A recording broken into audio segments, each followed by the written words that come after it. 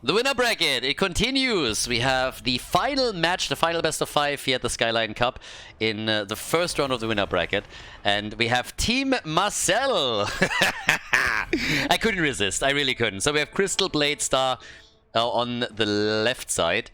And this confuses me a little bit because, to my knowledge, this is... Okay, there's always the chance that the teams are on the wrong side, since I don't know the players here. I'm going to double check that in a second. But just to give you guys a little bit of an idea about the teams here and why this is so funny to me, is that pretty much what's going on here is Team Marcel is actually... Don't ban Malthael. That is their name. So that's at least what they told me. And interestingly, they are the ones that are banning Malthael. But yeah, I just checked, so the team sides are correct. So yeah, so the team name is Don't Ban Malthael. But apparently what happened initially is that whoever gave me the team names, or where I got them from, like, they translated with Google Translate. And for some reason, Google Translate just said, please let me go to Marcel. And I was asking myself the entire time, who the fuck is Marcel? He must be a pretty cool dude if everybody wants to go to him. And who is preventing you from going to Marcel? And yeah, then at some point it turned out it was a bad translation. Apparently Google Translate dropped that, and that the team is actually called Don't Ban Malthael. The admin of the tournament confirmed that for me.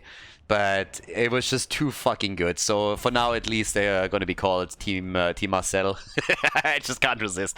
The crazy thing is that these guys, they won the first slot in Group B. So pretty much what happened with the 8 teams that we have in the tournament is that we had, I think in total was 15 teams, and they played a group stage with 2 groups. And Luna Miao, who is pretty well-known name if you have any idea about the Taiwanese and the Chinese scene here. But there's also Korean players in the tournament now. If you have any idea of those, they played in the past, and they are usually one of the favorites, right? But they only came in 2nd place in their group, and it was a Team Marcel, the red team, that locked in 1st place. So ever since I saw that, I was really curious to see how they're going to do here, because that was just mind-blowing to me. They're coming in with the Vala first pick now against Crystal Blade Star, who took 4th place in Group A. So this is a number 1 against the number 4 seed in the first round of the winner bracket. Definitely gonna favor the red team, especially again since it seemed that Group B was just generally stronger. You had got Luna Miao in there, you got them there, and they took 1st place, so I'm very curious what they can do now. Aldrich Pass, first map, we got Brightwing, we have Hogger, so you can poke it out there a little bit. And yeah, once again Anduin, they really love him. I'm just disappointed that they banned Malthael. Why are they banning Malthael? Like, the entire team name is centering around Malthael. And yeah, so apparently Malthael's name is Marcel. So yeah, now we do. Now we do know. I thought about this actually the other day. Like, it's kind of crazy. These days, when you go to a foreign country with Google Translate, as wild as some of the translations are that it throws out, it is a pretty good tool. And when I, for example, I mean, I moved to Korea when we didn't have Google Translate and any of that. Back then, smartphones just slowly started to become a thing. And it's kind of wild, the difference back then. If you moved to a country or you went to a country... By the way, we have a gas law. Like, what the fuck? When you went to a country where you didn't speak the language, you were just, like, looking through dictionaries the entire time. It was super tricky. These days, when I moved to Spain, for example, and I had somebody that spoke no English whatsoever, we just communicated through Google Translate, through the voice features. So times are changing to an extent that is just incredible. At least, yeah, it can have a huge impact in your daily life, depending on how often you're traveling and which countries you're traveling to. But yeah, it's a bit of a wild one here. So we got actually a Gazlo and we got a Suljin. Suljin seems to be super popular here. This is now the 3rd Suljin that we're seeing today alone. And we got a Gazlo picked by Crystal Blade Star. I mean, that in and of itself is just wild. The fuck is happening here? And then you look over to Team Marcel, and they have now a Zeratul, they got a Nubarak. I mean, that's a draft. But here comes Imperius.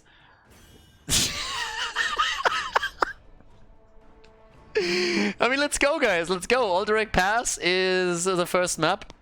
And yeah, by the way, Fruit Fly, we got also some Fruit Fly merch now. You guys have been asking for it for a while. If you watch this on YouTube, check the links in the video description. But I finally put up some Khaldor merch, so you can check that out. And what we're going to check out right now is game number 1, the best of 5 here between Team Marcel and Crystal Blade Star. The blue team in game number 1. Aldrich pass with Imperious Anduin. We got Suljin, Muradin, and we got the Gas Lord. Alright, give him the clamps, baby. Off we go. To the right side of the map, it is Team Marcel, the winner of Group B. So they are definitely the favorite in this series. With Hogger, Brightwing, Zeratul, we got an Anubarak here. And we have a Vala that went straight into an arrow build on this map. So Puncturing Arrow on level 1, gonna try and get the stacks together. She's also the only ranged damage dealer for the boys in red. Yeah, let's see what they can do. Level 1, look at that. Headhunter, right from the get-go. Okay, Crystal Blade Star, they're coming in with the big one. And, yep, immediately with the big plays. By the way, I was told for ages, so long time ago when I started to commentate, you know, I talked about this in the past, how sometimes as a non-native speaker, you know, you just learn some euphemisms, you don't really think about them. Hello? That's a quick kill, but Brightwing is dead too. Drop the flute fry, kill her quickly. Gas Lord, by the way, with a kill. But I talked a little bit about how as a non-native speaker, you oftentimes, you know, you just learn that a sentence means something and you didn't really think about the meaning. And Blizzard I used to say some stuff like, for example, balls to the wall, right? And Blizzard then got really mad about that, and they told me that I cannot say that anymore because of the sexual innuendo. And I accepted that and just stopped saying it, and I, from that point on, just thought, okay, balls, yeah, has something sexual, whatever. And that was years ago. And I never looked into it. I never actually checked up on that. And I should have, because what I found out just recently, and apparently that's true, is that balls to the wall comes from aviation, or from flying, because on the pilot thingy, you have like a ball on top of that, and if you push that forward so that you go in max speed, you push that to the wall. So I never knew. So Blizzard was fucking with me for years, even more so than I already knew they did. So it's kind of crazy. So from that point onward, you can definitely get used to that expression again, because I absolutely love that. So yeah, we're gonna go balls to the wall on this one, especially with Gaslow in the game. But yeah, the people just being oversensitive to shit, and they hear the word balls and immediately like, sexual! Ah! That's Blizzard, that's California for you. I should have never listened in the first place. But yeah, either way, so total harmless expression. What's not so harmless is the repeating arrow over here and the rending cleave. Those two are definitely going to get a lot of damage in throughout the game. I can't wait to see Vala with good stacks. I absolutely adore Vala plays. She's my naughty girl, because I was doing naughty things with her. Total Vala 1 trick in the early alpha and beta. And yeah, right now, I really want to see what they can do with her, because normally she gets banned in this meta. So let's go. But yeah, so over there we already have a quick hit up at the top on the wall, and after they just dropped Suljin, that first of all, with Suljin drop, that means that he can stack a lot slower, but at the same time it also means that they have an opportunity to take some structures down, and they immediately take on the wall, and as you can see, they are also dropping the gate. So nice start with the structures. The one thing they didn't do, and that you normally should really focus on, is getting the camp in the mid lane. Vala is now starting to take care of this. Doesn't have a level 7 yet. But yeah, that's definitely something that you have to be a bit careful with. Now, either way, we got in the mid lane. Did he just spray and dance? I think he did, right? Hogger's having some fun here. Very early commitment to the camp. Normally you at least see level 7 talents before this is even approached. Not so much here. So instead what we're seeing is them trying to go for it right away. Nubarak, after the bed of barbs on level 4, has now also moved into the subterranean shield. And Gaslow, haven't really talked about him a lot, but we started things off with the rocket boots. Ooh, teamfight, careful. That's a kill. Yep, goodbye Imperious. And we got the easy peasy dimensional ripper. Easy peasy. Well, let's go. Let's show me that it's a peasy. With level 7 we get the frost shot, and boy, Vala is already getting good stacks together and is really putting a number on them. So nice damage right here. They are pulling a bit ahead. I really want to see how well they do here. If you are a team that defeats Luna Meow in the group stage, then I expect big things from you. You have to deliver. And there's the stun and the kill. The Crybaby is down, Anduin eliminated. And they take control over the objective. Yeah, nice back and forth. A lot of fights already, and they are pulling heavily ahead in experience now, and also in kills. 5 kills to 1. 1.5 level lead. We have 4 or 5 minutes into the game, and they're 1.5 levels ahead already. That's kind of bonkers. Master Blaster. What is happening up there? Are they feeding into them? Damn, is Suljin dead again? Suljin is sitting at 8 stacks. That is not a whole lot. And look at that fort here. That fort has nearly been destroyed. That camp definitely worked out well for them. 6 kills to 1. They are getting closer to level 10. We have them with the objective, so we're going to see the Raiders drop down here. This is already a bit of a disaster for Crystal Star Blade, Blade Star. They are... yeah, having a bit of a problem. Doesn't Crystal Star Blade make a lot more sense than Crystal Blade Star? I'm just realizing that now. If you tell me I have a Crystal Star Blade, then I'm like, alright, I get it. I played action RPGs, MMOs and whatnot, yeah, totally get it. If you tell me I have a Crystal Blade Star for you, and then I'm like, what the fuck am I going to do with that? So, that's a little bit wild. Anyways, first fort down, Gazlo dealing with the bot lane. Same time now though, we got the VP, they got level 10 baby, and they're not afraid to use it. Voila, with a big rate of vengeance drop. 1 down, 2 down, and they're trying to get a third too. Not quite working, but yeah, it's 8 kills to 1. They got level 10 and they are going for the speed run here. Oh my god, that top fort is going to get crushed now. Murden has no chance against all of this, and he realizes that too and moves back out. It's getting worse too, because now Suljin and Gazlo are both dead, and they are coming in to take the mid keep. Guys, they are 3 levels ahead. They're pretty much 3 levels ahead right now, and we are only 6.5 minutes into this game, and the keep is down to 50% HP. They took 2 forts down, the keep is down to 50% HP, and they are trying to get the final keep at the bottom of the map now too. That is kind of bonkers. Oh boy. Yeah, they are... oh god, I can't wait for the later rounds in this tournament. It was so much fun to cast all of these first round games in the winner bracket already. We had some really entertaining matches, and just the idea of having some of these teams that took first and second place in the respective groups before the bracket, to see them go up against each other later on in the tournament is just amazing. I mean, this is going to be glorious. We had Luna Meow with the strong showing already. Team Marcel, great team name still. They are crushing it currently in game number 1 at least. So yeah, can't wait. But here we got the Gravo Bomb. The Gravo Bomb and... oh, Gravo Bomb with Light Bomb. Oh boy, now we're talking. If they can combo that, I don't care if they win or lose the game, but if they combo that once and drop them, boy, that would be sexy as hell. VP is in, Murden is dead. Great Rain of Vengeance. Vala with big boy damage, and the same is true for Zeratul, like getting their kills here. Sona on Brightwing jumps back out and still alive. We got Vala with 31,000. There's just no damage on the blue team to speak of. They're currently on 13,000 top damage for Gazlo of all heroes. Suljin is trailing with 12k. But there's a 3-level gap between the two teams. 14 kills to 1. Brightwing has been feeding a little bit at the beginning of the game and was instantly reported for it, of course.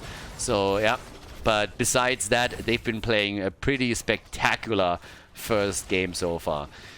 Now, the objective is popping up again, and they have Zeratul in the mid lane to deal with all of this. But, yeah, I still want to see that Gazlord combo. If you go Gazlord in game number 1, I mean, you're making a statement, you know? It's not just a hero pick. This is you making a statement. And I want to see them come through with it. Objective is up, so they could technically try and play for it again.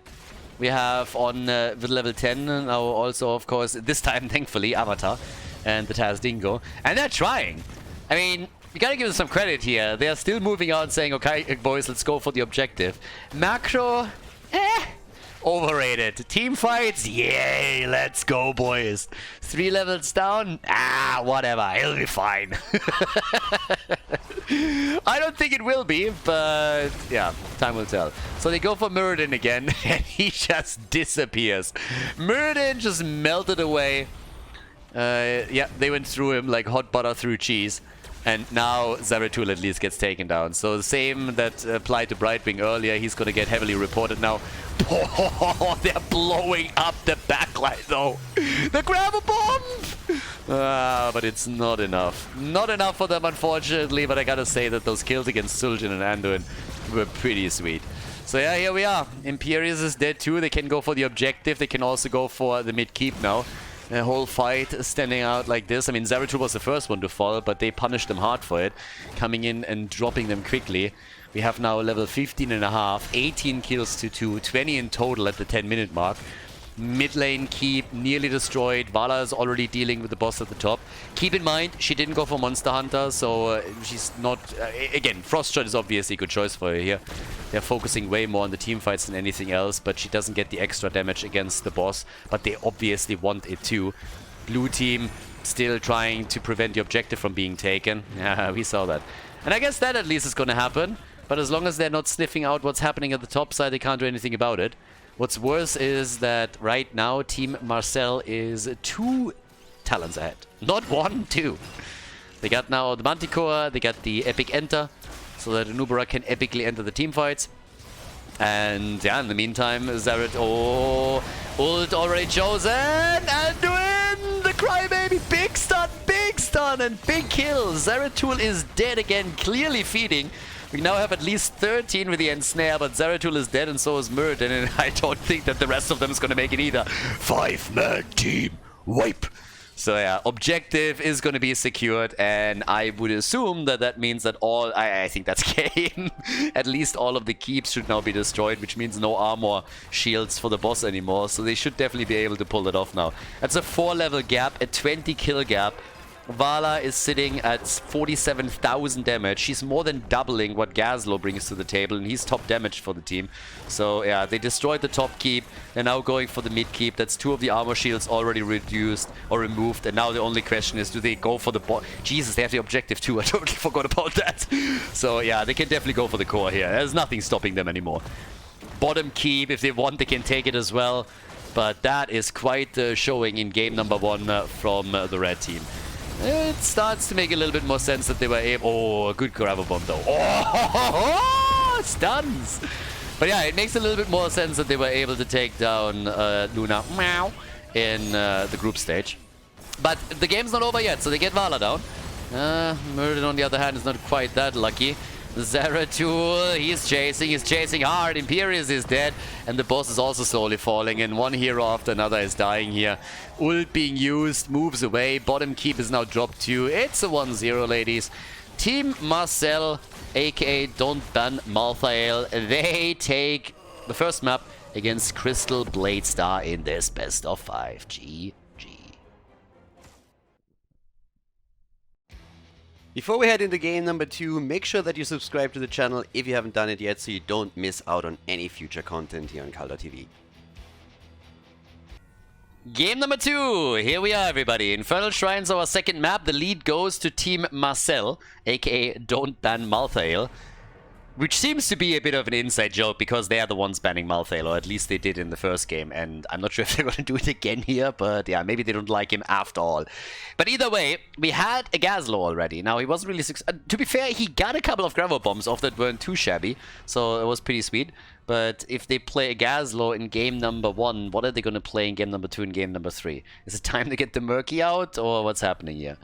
Yeah, apparently they don't like Malthael after all. I'm heavily confused by this team. Now, first I was told that the team name is Please Don't Let Me Go to Marcel or something. Then it was Malthael, and so apparently Malthael is named Marcel, and like I am heavily confused. And then they are the ones, and then the admin tells me that the name translates properly into Don't Ban Malthael, but they ban it all the time. So I'm not quite sure if that is a plea at the team captain to stop banning Malthael because he's always wasting a ban. I mean, either way, I don't really know what's going on here, but Team Marcel is still a great name. Lucio gets taken out, and also Sylvanas here. So again, it's Infernal Shrines. This is where AoE is going to reign supreme. And they go for an Ophia first pick. Really? Is that going to be the contested pick for you? If you're picking Ophia first, how wild does the rest of your draft get? I don't know. Blue team, they seem a little bit bonkers. The Ophia first pick. Okay. I mean, picking Ophia is one thing. Picking her in the first rotation is quite different. It seems like Team Marcel is also a bit flabbergasted by this. They're heavily confused. They're like, hey, what's going on here? Stukov and Urel, the Space Goat is in the house. Alright. It's getting jumpy in here. I don't even want to look. What are they gonna take? Brightwing, okay. Normal picks. We got normal picks, everybody. And...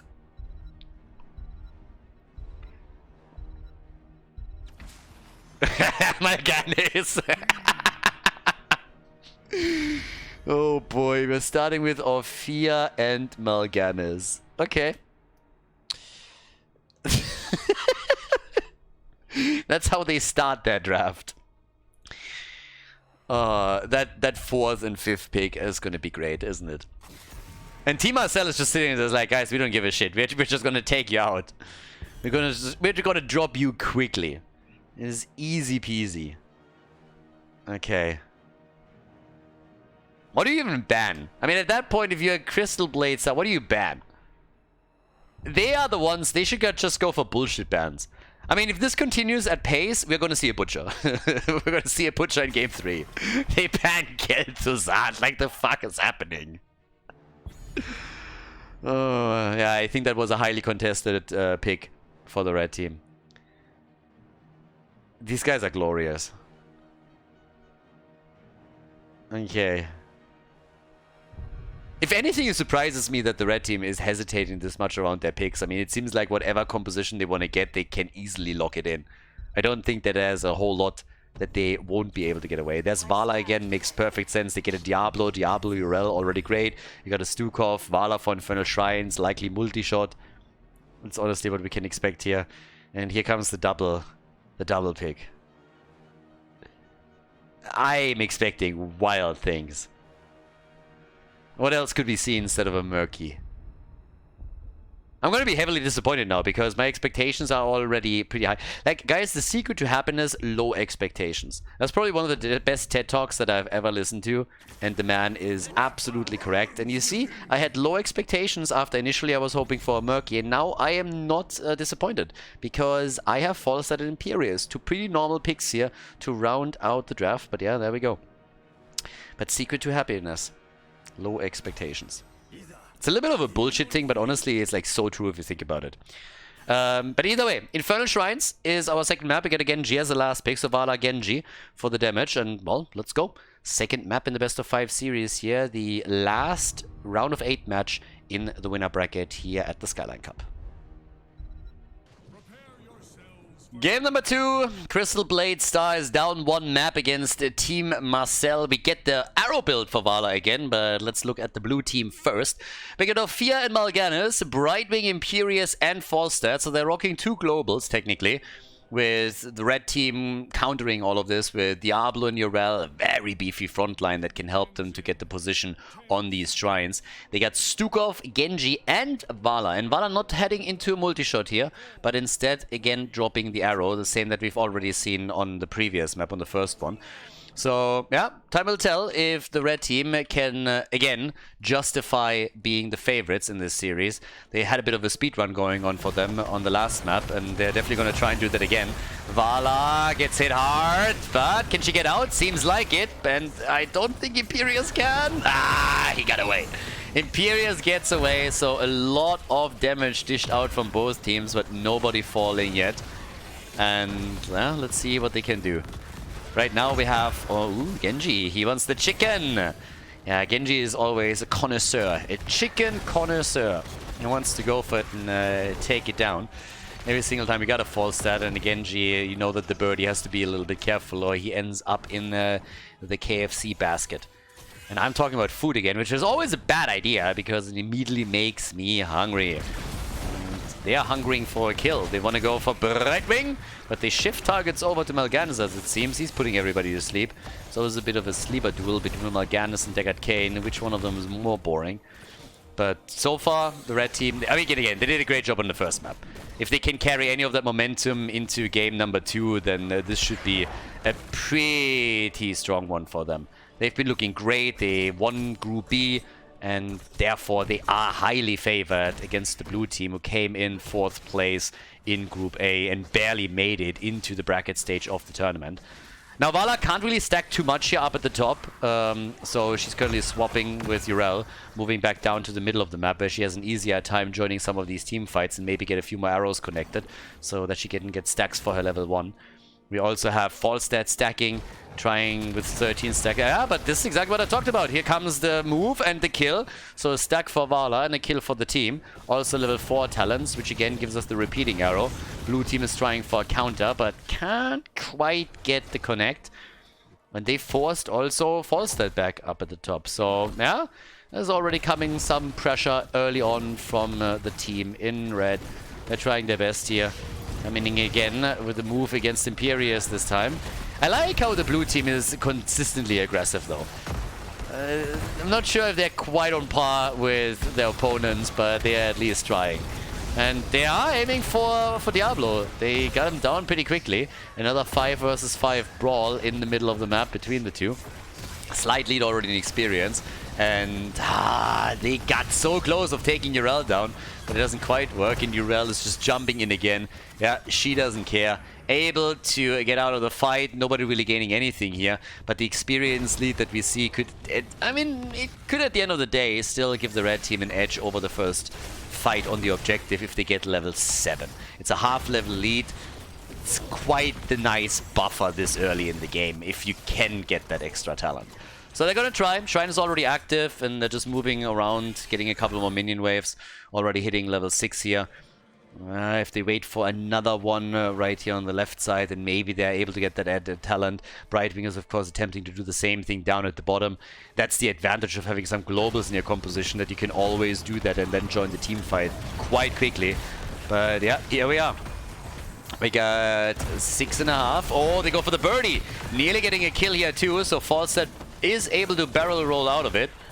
But this was still fairly close. Blue team is a bit ahead in stacks on the objective, but now that level 7 is inching closer and closer for Team Marcel, that should give them the edge over the fight here. But Genji isn't here yet, so this is a 5 versus 4. Genji is getting them the XP in the mid lane, and they are still getting the kill. 4v5, and they get the kill on Brightwing. Brightwing down, Genji back to help out here. Tries to go for Falstad immediately, but he moves out of harm's way. But another wall stun from Diablo that seals the deal for Imperius, and they are crushing it. What a team fight. 4 kills, 2-0 now. Level 7, heavily pulling ahead. Great performance from Team Marcel, and especially Diablo there towards the end, getting the perfect angle on Imperius helped them to get another kill and pull even further ahead, which allows Urel to split off into the mid lane.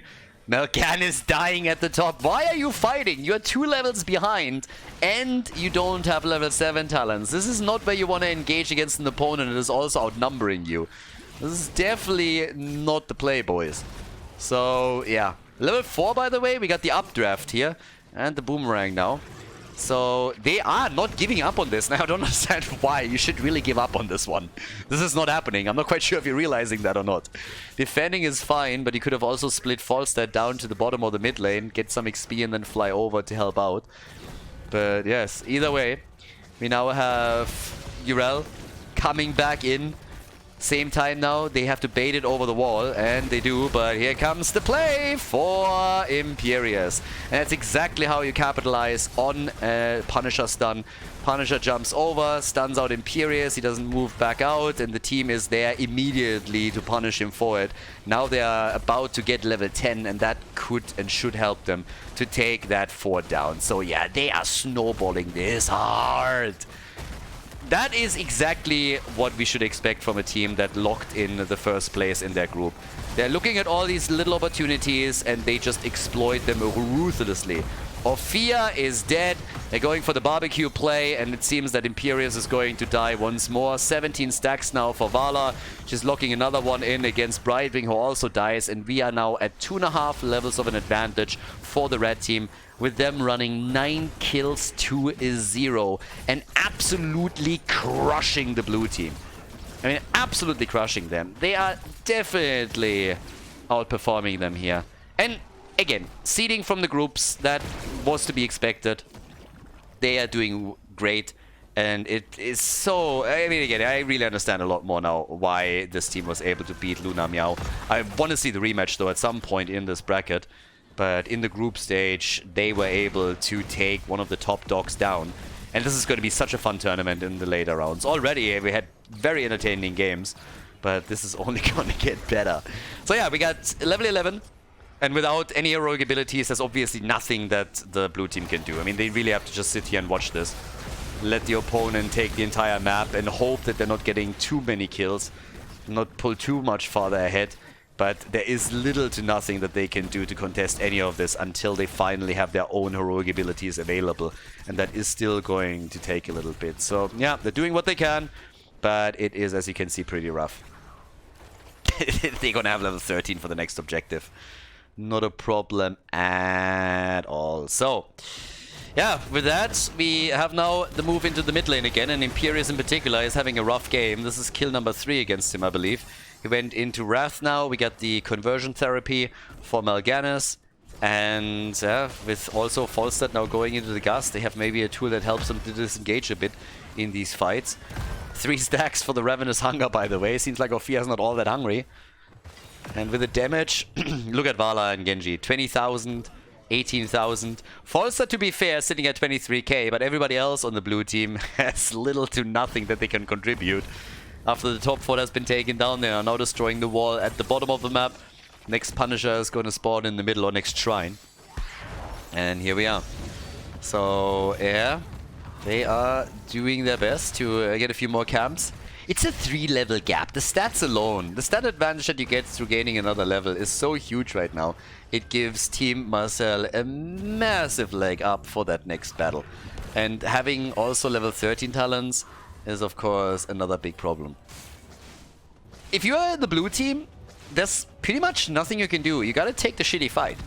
It's a fight you don't want to take, but you can't just sit back and let them get another objective and then wreck you even more. You have to fight at some point, and this team is never gonna get an opportunity to fight on even talents. That's just not happening. So you might as well take this one now and hope for the best.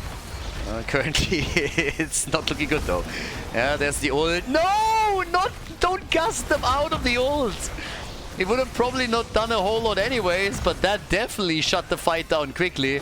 So the synergy is not really great here. They're losing Imperius, who is just getting murdered this game. This is the 5th time that he died now. And I don't think that Mal'Ganis is going to get out of that battle either. He's already low, gets focused quickly, Rel stops him cold. And now they're going for kill number 3. It's a triple, baby. And they don't even go for the objective. There's like, wait a second, Punisher? Yeah, we don't need that shit. We're fine. Falstad is dead too. It is a slaughter, guys. If you have children in the room, I mean, please escort them out right now. If not, they're going to need professional help. They're going to need therapy for their entire life. I mean, this is an absolute bloodbath. Showing this on screen is always a bit dicey. There are so many states and countries where this is not legal. So yes, if you have children in the room, please make sure that they either get the moral support that they need in a situation like this, or that you just escort them out slowly, because this is ruthless. 14 kills to 0, 3-level lead at the 10-minute mark. It's a total disaster for Crystal Blade Star. Team Marcel, they are crushing it. They are absolutely crushing it. Infernal Shrines is turned into a graveyard here. They are about to hit level 16 as well. And it's a 4 versus 5. They're not even moving away from the camp. Are you really fighting this 4 versus 5? Oh, of course they do. They don't give a shit. They're like, we got this, boys. We got this. Maybe getting a little bit cocky here? Yes, a little bit. They're losing Stukovs. That's the a round of applause for the blue team. A round of applause. They got a kill. You got to give them that. 16 talents are now in. Vala with the 33,000 has taken over on the top damage. Urel has finally taken the Punisher. No support, no problem. They don't care. And yeah. 3-level gap is still there. 27 stacks for Vala, 104 stacks for Falstad. That's the one good thing for them. They are stacking. Falstad is stacking out of his mind. I mean, every single hit that he goes for is hitting multiple heroes. So, yeah. But Stukov is coming back. Stukov is back on his way. Now they're trying for a couple of additional hits here in the middle, and the fort at the bottom of the map is getting damaged even further. Diablo attacked, ulted by Mal'Ganis. And still, the fight isn't over yet. Urel jumping in deep. Can they get the kill? Keep in mind, Stukov is still not here. This was a 4 versus 5 the entire time. If you don't count the Punisher, of course. And there's our boy back. Stukov back to action. And here we go. They are trying to push this further. They still have the minion wave. They want the keep. It's a fly. It's a gust. I'm not sure if that helped Falstad. Yeah, Falstad insta-dead. He gets punished immediately for it, and so is Imperius. I mean, Imperius is at this point in time just an oversized minion. He died 6 times, and so did the keep. The keep is gone too, but yeah, this is just crazy. Stop kicking them while they're on the ground. Damn, son. So yeah, they're going to the bot lane. Keep down, 12 minutes in, and now the last and final fort will fall too. No chance of saving that. They are murdering this game. Absolutely murdering it. I mean, I am pretty sure we're seeing currently one of the favorites for the tournament victory too. There's a couple of additional teams that are of course quite strong, and I named a few of them earlier. But they are definitely one of the top 3 contenders for the title in the Skyline Cup. 100%. So, yep. Definitely outclassing the opponent. But again, first round of the tournament, that is what's supposed to happen there. That's why we have seeding in the first place. We want to see the top teams go up against each other a bit later in the tournament. They had a group stage to determine seeding. And Crystal Blade Star, they're clearly not on the same level. Team Marcel, they are doing way too well here, and they rotate well. They're not letting up on this either. They're not getting cocky or anything. Well, a little bit maybe. But one death of Stukov was them pushing the envelope a bit too far. But now they are just taking 1 kill at a time. Imperius is getting farmed. They are turning this into a farming simulator, if you ask me. And they're not even waiting for the next objective. It's spawning bot side, by the way, so if they are able to... I mean, the wall is gone, so even if they don't take the keep, damaging it a little bit would already help, so that with the next objective they can make that work. Urel is pushing the mid lane in just a bit, so that catapults are going to attack the core in a moment. They will have to split somebody off, and as it happens, they're taking this one down time and time again. One hit after another. That's already 40-50% of the hit points gone. And that is great. If you can get the next objective, that is a play for core, 100%. And also, they're going to have level 20. Let's not forget about that. They're about to have a 4-level lead. They're about to be 4 levels ahead here. And once that's the case, good luck trying to turn this. 4 level of a stats advantage and a storm talent? Yeah, you can kiss that game goodbye. Unless they're inting hard, that should be a victory for the red team. I've seen crazy throws in my caster career, but I don't think I've seen anything that nuts yet. So I suppose we're not going to start here with it. Dragon becomes me. Acrobat is in. The Hellgate. And here we go. 4-level lead and level 20. 1 down already. In comes Genji. Goodbye, Fruit Fly. And Ophia is dead too. Yeah, he's not going to let up on this. This is a kill. And this is 3 down, 4 down, and I'm pretty sure that we're going to see a 5-man wipe. Yeah, we definitely are. 5-man team wipe. And of course, they're not even wasting any time anymore with the Punisher. Instead, just a straight path towards keep and core. Game number 2, a big lead now for Team Marcel, the favorite in the series, as they take down Crystal Blade Star and Infernal Shrines with 22 kills, 2-1. Fantastic performance here on the second map, as we are about to head to game number 3 between the 2 teams here at the Skyline Cup. GG.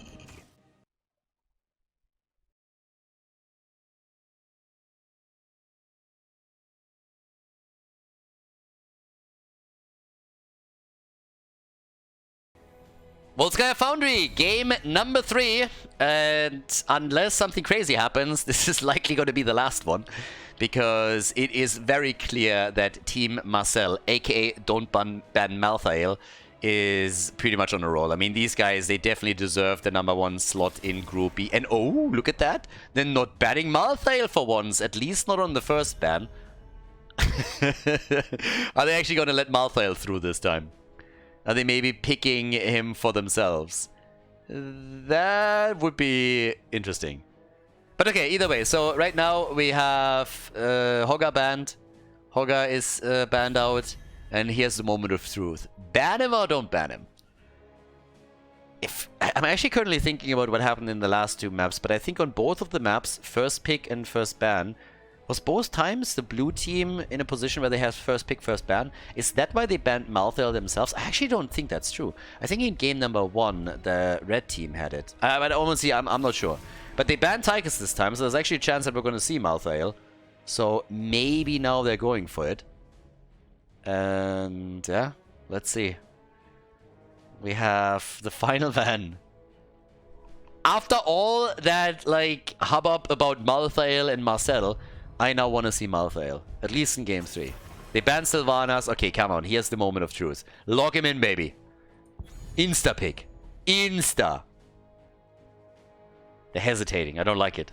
I don't like it one bit. That has to be a first pick Malthael. Come on, boys. You played around it with a team name. Nah, come on. No. As much as I love Vala, that's a disappointment. I was so ready for them to living up to the team name and just go for Malthael here, but yeah, that's a big F. That's a big F here. Zul and Lucio, okay. I mean, roaming Zul. They're going full Alex the Pro G over here, and they can speed him up with Lucio as well. This is not as shitty as it looks at first, but given the fact that they pick Zul first and not Lida, we'll see. But at least you have a lot of wave clear. You can slice and dice a little bit through these fights. Ha! There it is! Murky! Hail to the king, baby. Murky and Alexstrasza. I expected the meme pick from the blue team. I didn't expect it from the red team. Okay, there is a chance that, of course, the blue team locks in a W now. So that could actually happen. If you have Murky over there... Oh god, give me an Abathur too. How crazy can they get with this one? We got the frog, baby. We got the frog in the game. This will be wild. Jojo is banned out. At this point, I don't even know if they're going to go for a tank, honestly. I'm not sure if I would have gone for that. Why would you ban Joanna in the first place here? I mean, she's good on the objective, don't get me wrong, but I'm currently thinking if there's anything that... They may be afraid... Nah, they're not going to be afraid of the blind because of it. God, this is going to be wild. Malthael gets banned. No. You had to pick him, dude. You had to pick him. With Alexstrasza, part of me also wants the Stitches. Just go Alexstrasza and Stitches and go for Hungry for More. Just stack it up. Make him a monster. I mean, if you're already memeing, just go for it. We get a Kira. Oh god, this is gonna get worse and worse here. They're going full Wakanda on this one. What? Zagara, Kira, and Zul? Yeah.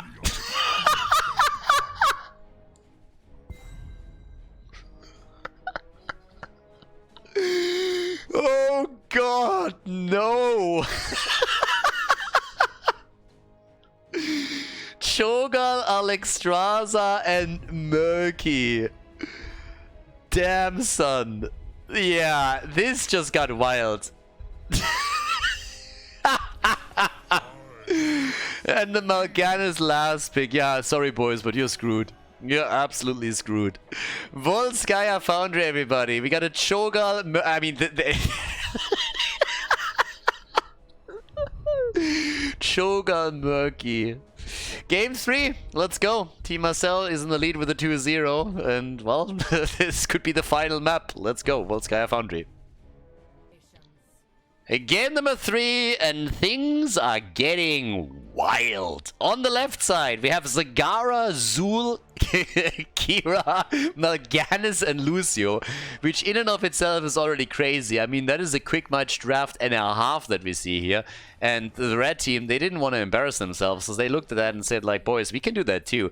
They dropped the Murky on us. We get a Cho'Gall, Alexstrasza, and Vala. Level 1, we got the Will of Cho, and we got the We See You. Okay, so not only do we get some spicy picks, but at the same time, we're also getting quite a few talents that are not quite the norm if you're going for these heroes. In comes the Infest. Vala is continuing with the arrow build, so Sona was looking at this and he's saying like, yeah, fuck that. I'm gonna go try hard. I love that they're going for the choo-choo train. It's getting even better. This is so damn good. Choo choo. Benny, is it you? But yeah, glorious, absolutely glorious. Okay, so Murky has taken over towards the top lane. We're seeing him first and foremost with a fishy deal. I mean, something is very fishy in this game, 100%. I mean, obviously a little bit of a troll draft, the players catering to the audience here. Red team has realized that they are absolutely outclassing the opponent and just decided to go for it. And the blue team, they from the get-go picked some wild heroes here and they just did not stop. Shogal gets attacked, but he's ready for the heals. And obviously, as he continues to gain levels and talents, he's going to be an absolute beast to deal with. So, yeah, let's see. Also, Kira is going to be real happy here. I mean, every single time... Kira's like a little girl, honestly. Like, every single time she can go full swing, she's going to be super happy. And the same is also true... If you've ever seen Asmodan on a carpet mount, for example, with the arms to the side, he's just going full... Whee! Pretty much like Kira. They're having fun. They definitely enjoy life, and that's exactly how you should run it. So, yeah. Good old swings. I love swings. Not only talking about sex swings here, but also the normal ones, you know, like puts you back a little bit, childhood and everything. So yeah, there's good stuff happening there. And talking about stuff that's happening, we currently have a big move for the top camp. So they already took their first item, they got the turret, and now they're moving in for the second one, totally uncontested. Blue team hasn't reacted at all to this. We now got the slime time over here, we got the repeating arrow. First objective is gonna be very interesting too. And down to the bottom of the map, I don't think that Zagara is going to like this game a whole lot. If she can keep up the creep spread, maybe. But yeah, they are probably going to make her life hell. And I can't wait for Murky to just murk around a little bit. The king is back. The prime time, slime time. Look at that, look at that. Did you see that? Whee! Every single time. Yeah, Kira's just happy. That's what you gotta do. Gotta go for what makes you happy in life and then just stick with it. Why do you think I cast Heroes of the Storm and not a League of Legends? That's your answer right there. Because one game is actually fun, no matter how much the developers abandon it, and the other game is a bit of a shit show that I just don't like. So, yeah. Either way, we got camps taken. Very diligent so far from the red team. We also got the healing beacon here. Shogal, he's not going to be in real trouble down here either. Blue team is currently taking over a little bit, but obviously the side lane pressure for Murky. Spray game on point. Whereas Zul is starting to have a bit of a tough time. I also don't know why the turret is already being dropped this early. I mean, the teamfight hasn't even started yet. They can zone them away slightly, but that's not going to help them in the long run. Level 7 talents are here too. We now get the Frost Shot again, we get the Enraged Regeneration, and the Augur Rampage. He's rampaging already, but he's also a bit low. Still able to keep himself alive, thanks to Alexstrasza and Healing Beacon that they just dropped. So they're starting to move back over with the Vicious Acid now taken, and that's kill number 1. Kira down, already eliminated, they're taking over the checkpoint. And Zul and Murky are still fighting at the top, but if you take a close look at the blue team, you quickly realize that they were absolutely crushed in the team fight. They're still able to move back and tap the fountain, but boy, that definitely hurt. So now we got Team Marcel making their moves over here, and Murky! Yeah, it's a fishy deal, baby. He's coming in and steals the camp. Didn't see that one coming, did you now? So Murky is already pissing them off a bit more. And they are going in for the next camp. So they're going to try and take another turret. As Shogal nearly gets a solo kill against Zagara, but he also went pretty deep for this, and they might be able to punish him. Yeah, but not quite. So he's still able to escape, but they have a 1-level lead over the opponent's team right now, and that's obviously pretty sexy for them. And we are still seeing them fight over objective number 1. Blue team is attempting to bring it back. Hasn't really happened for them just yet. Murky, 7 stacks on the 4, Black Lagoon on 7, is now also joining the party. It's the Funny Bunny, baby! Funny Bunny in the house! But they're taking over again. Now that level lead is fantastic, but they also, I mean, I really thought that Team Marcel would make a move for it, but apparently they're totally alright giving the first one up. First one's not really that powerful, so there it is. Protector number 1 is in the house. And it's claimed by the blue team, by Crystal Blade Star. Now with that, Murky, he's still pushing out the top lane. They're pressuring through the middle right now, trying to take the fort down here, or at least drop the wall. And there's level 10, and we get an Octo Grab, and this time it's Strafe. Octo Grab, Twisting Nether, and we got the Upheaval. So thanks to the level 10 abilities and the lead and experience, it can easily defend the Protector. No problem with that. And Murky is just backdooring these minion waves. So he's already moving past this, applying more and more pressure here. Makes it really annoying for Crystal Blade Star. And he also plays an egg now, so he could technically try and use this later on, maybe to get also another fishy deal action going. But once that Protector is over, I'm just waiting for Murky to move in with the Octo Grab and help them to set up a kill. And he's still backdooring these minion waves, so there's just no assistance coming for Crystal Blade Star as they're trying to go for the top fort.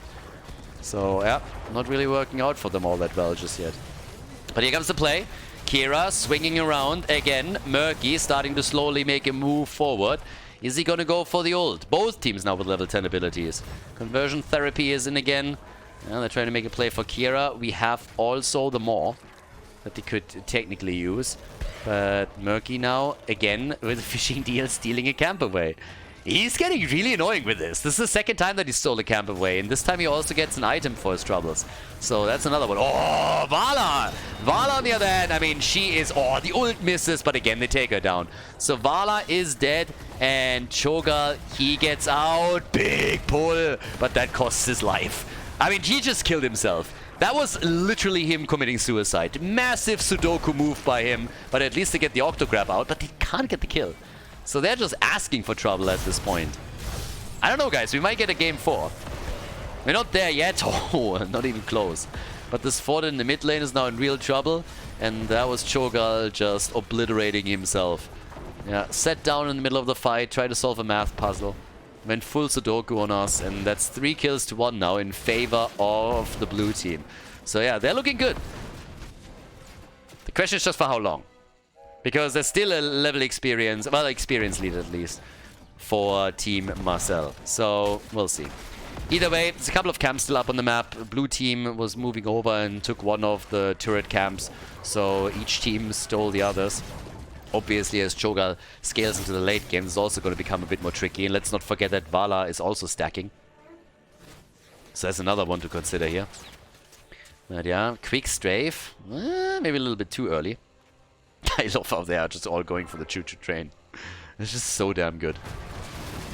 But yeah, up at the top, we now have them try and pressure fort number 2. First one is already taken out. Damage output, just to give you a bit of an idea. We currently have Gal on 18,000, so he's top damage in the game. Sagara is coming in 3rd with Vala taking 2nd place. Barely. But at least she does. Yeah, level 13 is now ready.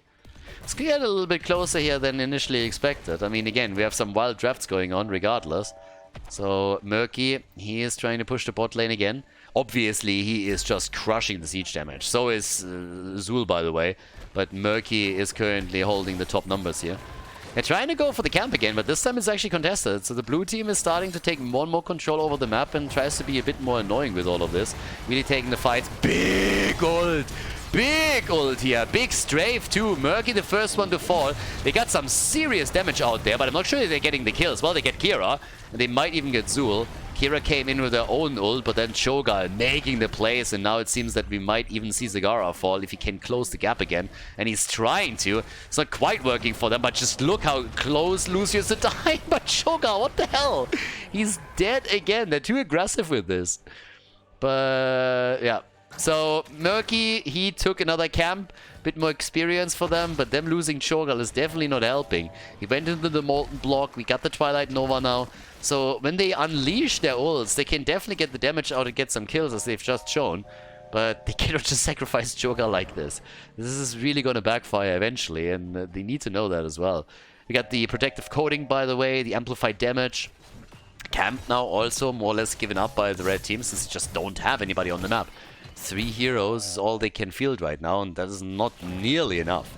So Murky with the Octo Grab, and that could be a kill, that should be a kill, and it is a kill. Zagara dead. Nice Octo Grab action. Yeah, I like that. That was well done. And of course it also helps Valo to stack a bit further, and as I said, if she does a good job towards the late game with the stacking, then her damage is definitely going to increase quite heavily. I mean, you have a lot of burst there. With the 21 right now, again, you're looking at, I mean, in theory, you have roughly 250 damage if you connect both of the arrows right away on the first hit alone. So that's a pretty good chunk of burst that you can use, especially if the target is isolated and Murky can set Octograb up. And Octograb is ready in 6 seconds again. There's Strafe already. Yeah, they dropped that early. Damn. Overtime is reached, so they're contesting it. And they're trying to zone them a bit too. And Murky has Octograb, and he is going to use it if he gets a chance here. If he gets to one of the squishies, he's going to do this for sure. There's the Octograb. Zul, dead.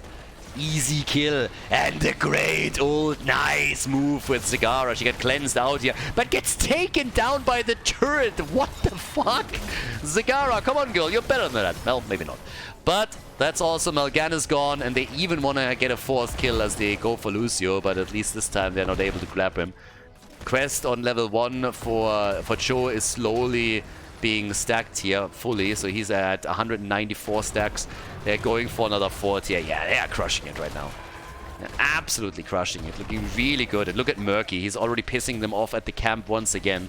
So yeah, he's not letting up. I mean, Murky's main job is just to annoy the opponent most of the time, and that's pretty much what he's doing. Lucio is dead. They really fight for this camp. They want it, and they are going to get it. So they get the camp.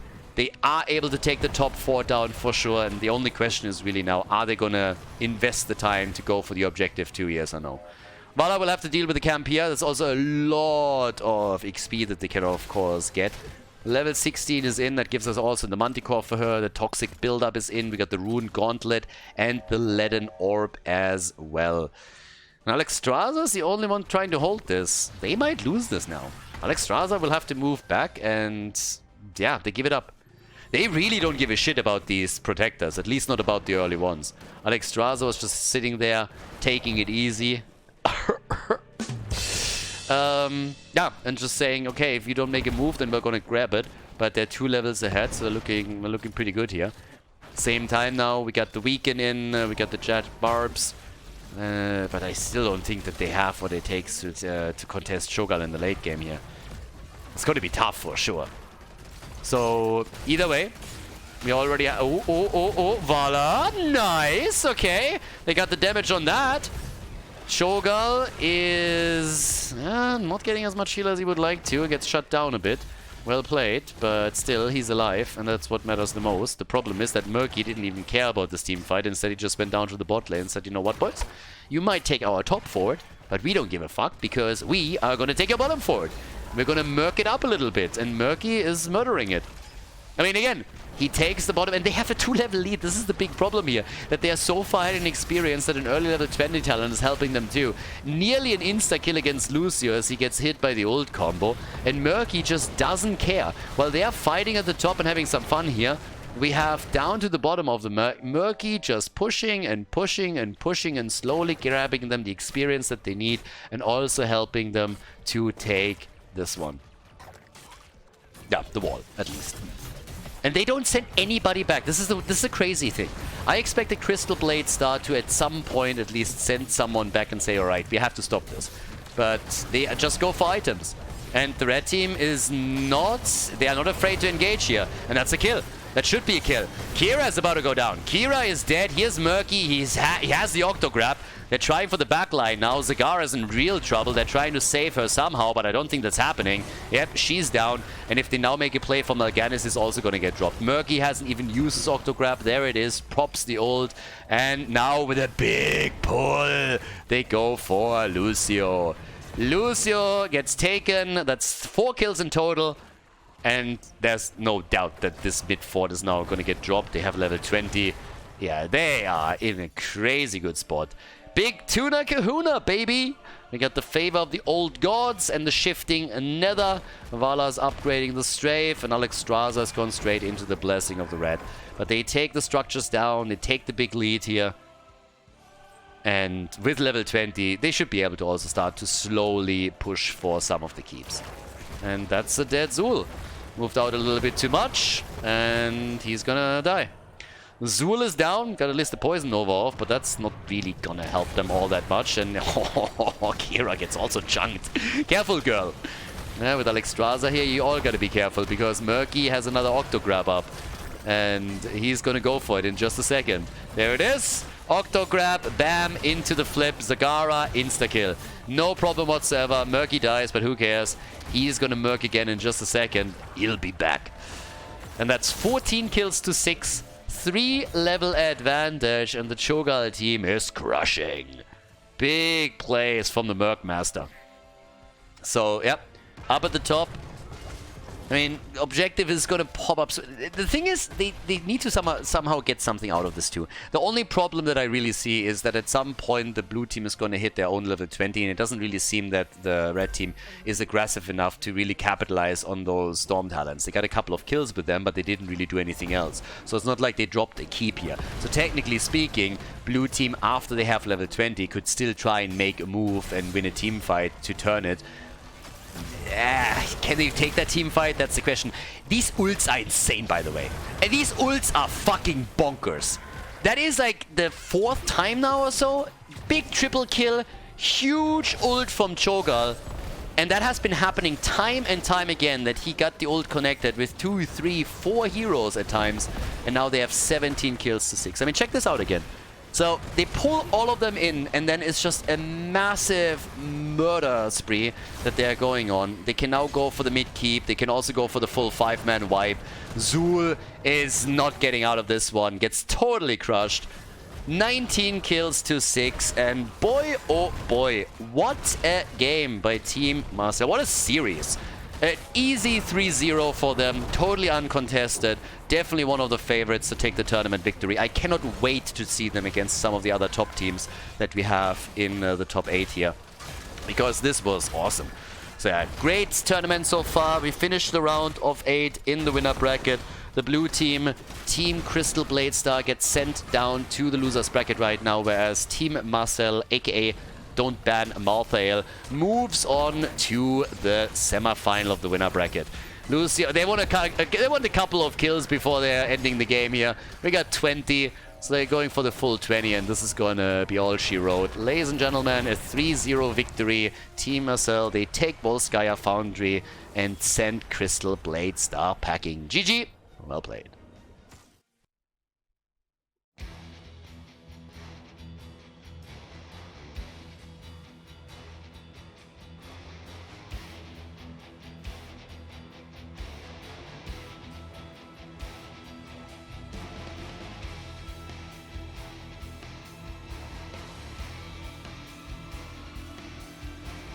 Thank you everybody for watching the video today. I hope that you enjoyed the show and the commentary.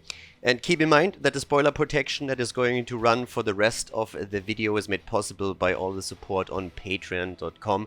So guys, if you want to support my work, if you want to help me start new projects and keep the spoiler protection in place, please consider heading over to patreon.com/Khaldor. There's also a link in the YouTube description, and check that out. Thanks in advance, and see you guys next time with more esports coverage here on Khaldor TV. Have a great day.